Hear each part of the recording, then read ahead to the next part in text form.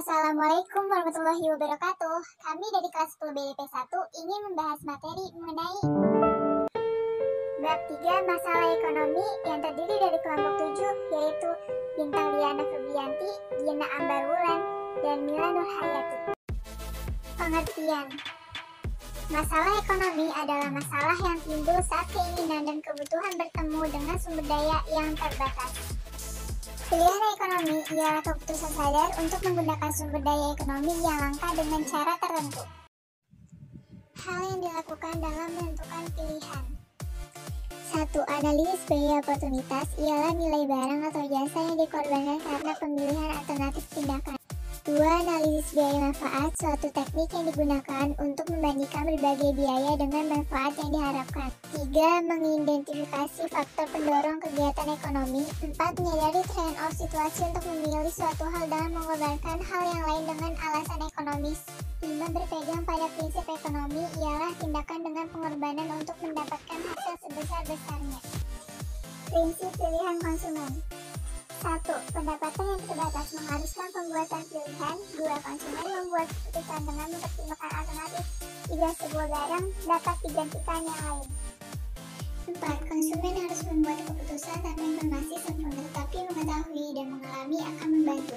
5. Terjadinya hukum nilai marginal. Pengertian biaya peluang. Biaya peluang adalah segala sesuatu yang dikorbankan untuk mendapat sesuatu. Pendapat biaya peluang menurut para ahli. 1. Menurut N. Gregory Mankiw, biaya peluang ialah segala sesuatu yang dikorbankan untuk mendapat sesuatu. 2. Menurut Robert B. Alculin Jr. dan Robert D. Tallison, biaya peluang ialah biaya dari penggunaan sumber daya ekonomi untuk tujuan tertentu. 3. Menurut Paul Samuelson dan William D. Nordhaus, keputusan memilih biaya peluang karena memilih suatu hal dalam dunia kelangkaan berarti menyerahkan sesuatu yang lain. Perbedaan biaya peluang dengan biaya sehari-hari. Biaya peluang atau opportunity cost muncul karena kita melakukan suatu kegiatan dan mengorbankan kegiatan lain, sedangkan biaya sehari-hari ialah pengorbanan yang harus dilakukan untuk melakukan suatu kegiatan, tanpa memperhitungkan kerugian karena dikorbankannya kegiatan lain. Skala prioritas merupakan penentuan urutan kebutuhan dari yang terpenting sampai dengan yang kurang penting. Pengelolaan keuangan dengan baik dapat dilakukan dengan 3 hal. 1. Membuat pembukuan keuangan. 2. Memonitor dan mengevaluasi secara berkala. 3. Membiasakan menabung sejak dini. Permasalahan pokok ekonomi. Masalah pokok ekonomi yang akan dibicarakan di sini ialah masalah pokok ekonomi yang dihadapi setiap individu atau kelompok masyarakat siapapun mereka tanpa kecuali. 1. Barang apa yang akan diproduksi dan berapa jumlahnya. 2. Bagaimana cara memproduksi. 3. Untuk siapa barang diproduksi. Sistem ekonomi.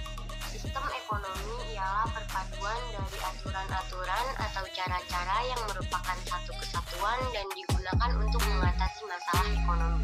1. Sistem ekonomi tradisional. Sistem ekonomi tradisional merupakan sistem yang diterapkan oleh masyarakat tradisional. Ciri-ciri sistem ekonomi tradisional. A. Teknik produksi dipelajari secara turun-menurun dan bersifat sederhana. B. Hanya sedikit menggunakan modal. C. Pertukaran dilakukan dengan cara barter. D. Belum menggunakan sistem pembagian kerja. E. Masih terkait tradisi dalam melakukan kegiatan produksi. F. Tanah merupakan tumpuan kegiatan produksi.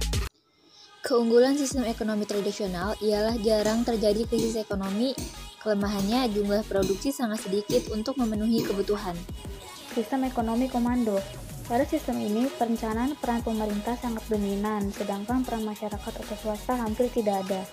Ciri-ciri sistem ekonomi komando. A. Semua alat dan sumber daya ekonomi dimiliki pemerintah. B. Pekerjaan yang tersedia dan siapa yang bekerja ditentukan oleh pemerintah. C. Kebijaksanaan perekonomian diatur oleh pemerintah. Keunggulan sistem ekonomi komando. A. Perekonomian seluruhnya ditangani pemerintah. B. Pemerintah melaksanakan kegiatan produksi sesuai perencanaan sehingga pasar dalam negeri berjalan lancar. C. Relatif mudah melaksanakan distribusi pendapatan. D. Jarang terjadi krisis ekonomi. Kelemahan sistem ekonomi komando. A. Memfasifikasikan kegiatan inisiatif individu untuk berkembang. B. Mudah terjadi monopoli yang merugikan masyarakat. C. Masyarakat tidak merasakan kebebasan dalam memiliki sumber daya ekonomi. Sistem ekonomi pasar. Kegiatan ekonomi yaitu produksi, distribusi, dan konsumsi dilaksanakan oleh pihak swasta. Ciri-ciri sistem ekonomi pasar: A. Semua sumber daya milik masyarakat. B. Pemerintah tidak ikut campur tangan secara langsung. C. Masyarakat terbagi menjadi dua golongan, yaitu golongan pemberi kerja dan golongan penerima kerja. D. Timbul persaingan dalam masyarakat. E. Setiap kegiatan ekonomi bermotifkan laba. Keunggulan sistem ekonomi pasar: A. Menumbuhkan tindakan inisiatif dan kreatif masyarakat dalam melakukan kegiatan ekonomi. B. Setiap individu bebas untuk memiliki sumber daya ekonomi. C. Timbul persaingan untuk maju. D. Barang-barang bermutu tinggi karena yang rendah tidak laku di pasar. E. Efisiensi dan efektivitas tinggi karena setiap tindakan ekonomi didasarkan atas motif mencari laba. Kelemahan sistem ekonomi pasar: A. Sulit melakukan pemerataan pendapatan karena persaingan bersifat bebas. B. Pemilik sumber daya ekonomi mengeksploitasi golongan pekerja. C. Menimbulkan monopoli yang merugikan masyarakat. D. Sering terjadi gejolak dalam perekonomian karena kesalahan alokasi sumber daya ekonomi oleh pihak swasta atau pemilik modal. Campuran. Sistem ekonomi ini memadukan antara sistem ekonomi komando dan sistem ekonomi pasar. Dalam sistem ekonomi campuran, pemerintah dan pihak swasta saling berinteraksi dalam memecahkan masalah ekonomi. Tujuan pemerintah dalam campur tangan adalah agar perekonomian tidak lepas kendali dan hanya menguntungkan pihak pemilik modal besar. 5. Sistem ekonomi Indonesia.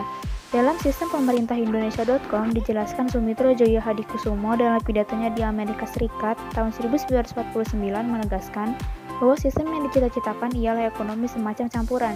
Tetapi dalam proses perkembangannya telah disepakati suatu bentuk ekonomi baru yang dinamakan sebagai sistem ekonomi Pancasila, yang di dalamnya mengandung unsur penting yang disebut demokrasi ekonomi.